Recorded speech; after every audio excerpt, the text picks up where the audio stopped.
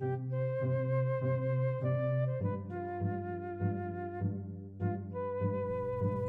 I'm James Harvey, the professor of music theory at the College of Southern Nevada with 5-Minute Music Theory. We'll start our timer and we're going to talk in this video about a type of a non-chord tone that doesn't just involve movement by step. So the ones that we've looked at so far all were by step and then different directions.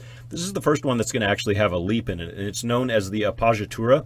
This is a little bit of a tricky word first, just because it's a strange term. But it also means a few different things in music theory. So we're talking about specifically the non-chord tone known as the Appogiatura. The way that the Appogiatura is typically abbreviated is with APP.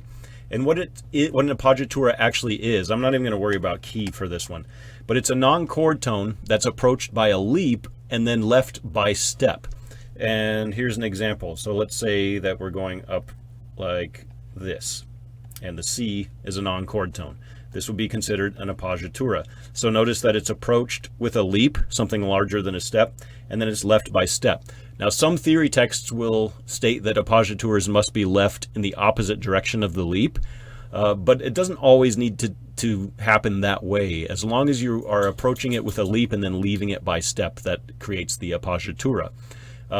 There's another type of non-chord tone that's very similar, and we're going to cover that in the next video. And I have a little bit of a kind of a cool mnemonic device to remember the difference between the two. But again, just to quickly review, the Appoggiatura is a non-chord tone that's approached by a leap or a skip and then left by step, often in the opposite direction, but not necessarily always in the opposite direction. Like here's where it would not be in the opposite direction.